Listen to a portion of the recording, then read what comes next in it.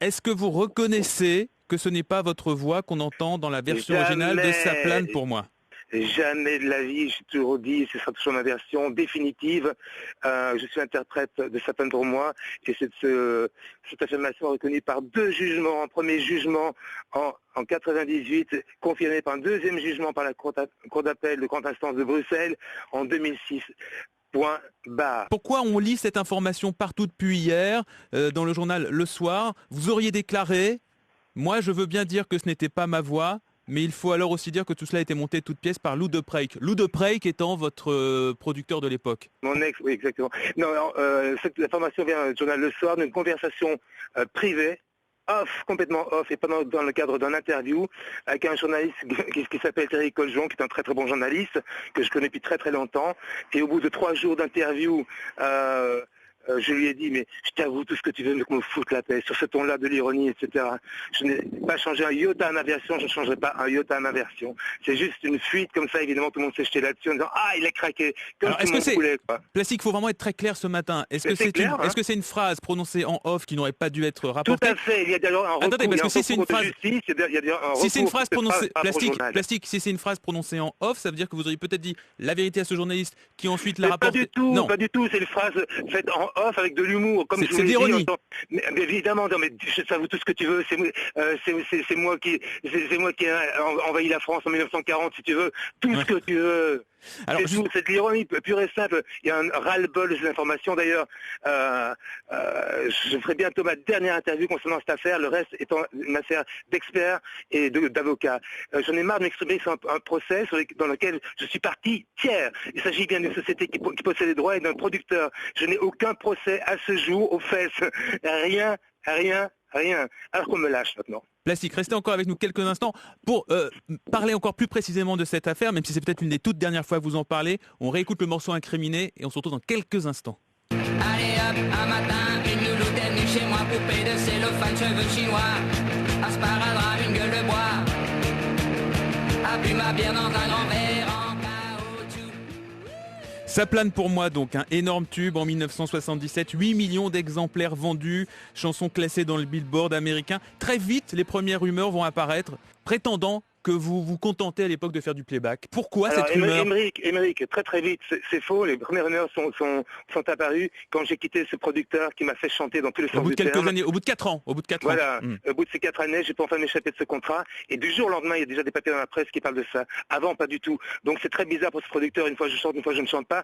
Je chante quand ça l'arrange. En tout cas, ce qui est certain, c'est que tout l'argent a été amassé par ce producteur et pas par moi, parce qu'il a signé un contrat à 0,5%.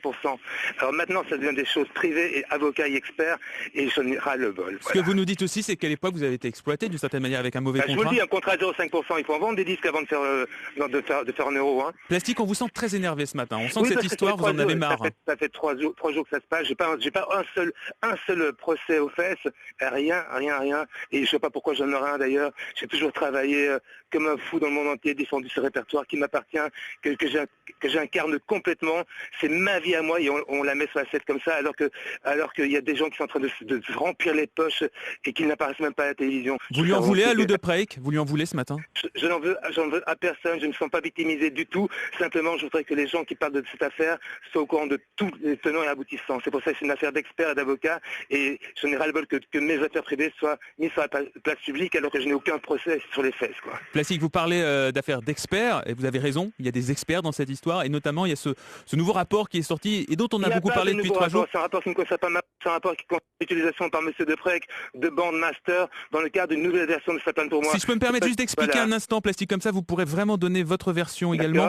Ce rapport, donc, il y a un expert de la voix, hein, on peut appeler ça comme ça, qui a analysé une version de Ça plane pour moi enregistrée en 2006 par Lou de Preijk, et il l'a comparée avec la version originale qui est sortie dans le commerce en 1977. Et cet expert dit, oui, moi je peux dire que c'est la même voix sur la version de Lou de Preijk en 2006.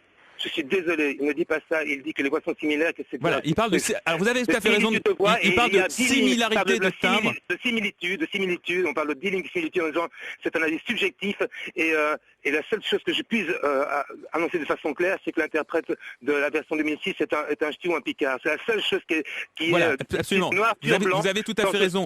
Vous avez tout à fait raison, Plastique, c'est ce que dit le rapport. Qui chante. Non, c'est vrai. Donc il faut mettre des choses en place. Absolument. C'est pour ça que je suis un peu énervé quand même. Non, je l'entends. On l'entend. Cette affirmation se balade partout, alors c'est complètement faux. Tous les gens qui parlent de ce rapport sans l'avoir vu, je trouve ça vraiment malfaisant. Et vous, je vous l'ai envoyé. Je l'ai sous les yeux. Plastique. C'est très important à dire. Émeric, je vais essayer de me calmer un peu, mais je suis un peu à bout de trucs parce que vraiment, c'est pas ça. Et je pense que si il y a des choses à faire, je les ferai, j'ai des avocats, moi aussi, et je me défendrai, mais surtout, je veux dire à tous les gens qui me soutiennent, qui m'envoient des messages, que ça me fait beaucoup de bien, parce qu'à un moment où j'ai l'impression d'être vraiment lynché médiatiquement, tous les messages que j'en reçois me font beaucoup de bien, voilà, et ça fait 30 ans que je suis sur scène, et c'est 30 ans que on me donne du bonheur et que j'en donne, et puis le reste, vraiment, c'est du pognon, et moi je le vois passer simplement, qu'on m'accuse de rien. Un tout dernier mot, Plastique, sur cette histoire de rapport, parce que je sens vraiment, effectivement, que ça vous touche profondément. Effectivement, ce que dit ce rapport, il dit c'est une voix de ch'ti ou picarde. Ça, pour vous, c'est pas un indice. Pour vous, c'est pas une preuve, c'est rien du tout. Ah c'est pas ça que je pense que c'est Danny Boone qui chante. Non, on est sûr que c'est pas Danny Boone, en tout cas. Ah bon, mais il faut te poser la question. À mon avis, il va démentir. Vous pensez qu'il y a un acharnement contre vous ? Non, je suis écœuré, quoi. Je suis écœuré simplement.